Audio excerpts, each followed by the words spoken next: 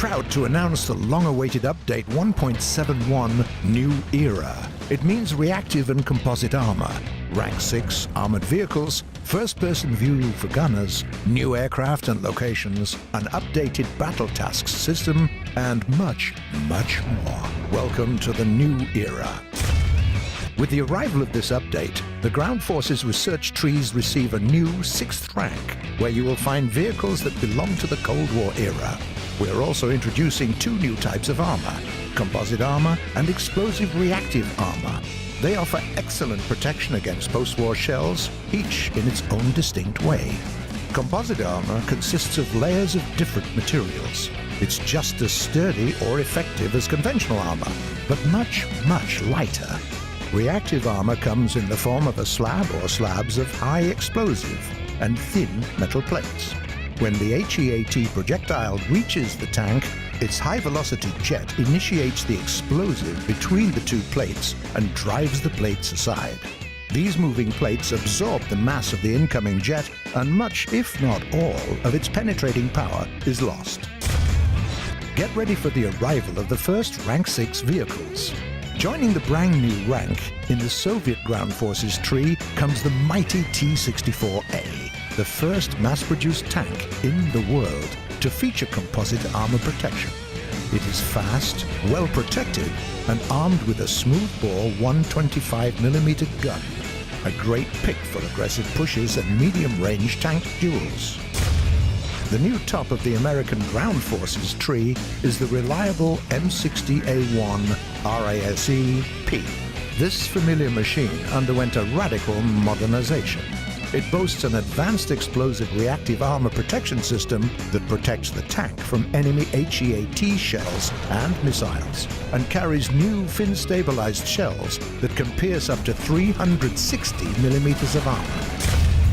Next up is the German Kampfpanzer 70, or the MBT-70, a result of a joint American-West German project to develop a main battle tank that could fight Soviet T-64s. It incorporated cutting-edge technologies of its time, great mobility, a stabilized gun that could use both conventional ammunition and missiles, an autoloader, an advanced hydro-pneumatic suspension system, and, well, we could go on and on. This versatile tank will take its place in the new Rank 6 of the German and American Ground Forces research trees. The British get their own top-tier tank. It's the Chieftain Mark 10, a modernized version of a tank that is well known to veterans of the game. It comes with the Appliqué Stillbrew crew protection package and modern APFS-DS shells. All of this makes the new Chieftain a very dangerous opponent indeed. The pilots of War Thunder get their own share of exciting new vehicles. The highly anticipated Mustang P-51H, the perfect piston-engine fighter and one of the fastest planes in the game, has been added to the US Air Force tree. Meet the new Hornet F-3 that will continue the British heavy fighter line. It excels at fighting at high altitudes where it can engage enemies at breakneck speeds. Next up is the BE-6, a new premium Soviet flying boat. It's not very fast, but what it lacks in speed it makes up for in a considerable bomb load, and what's even more important, turrets equipped with 23mm cannons. The American XA-38 Grizzly, a very interesting pick for players who prefer mixed battles. This ground attacker, equipped with a nose-mounted 75mm cannon, can easily slice through the armor of most medium and even some heavy tanks.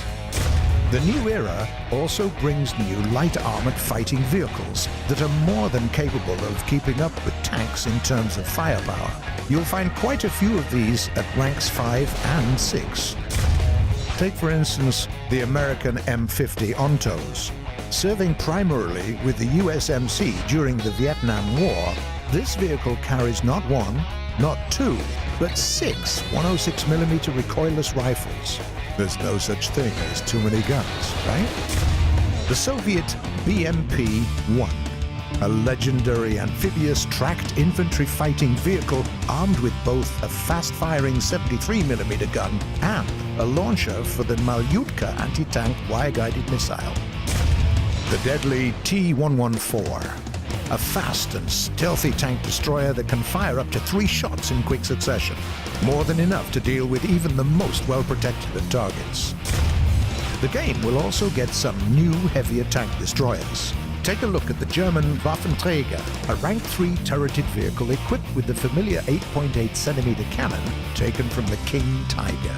Who needs armor when you have this?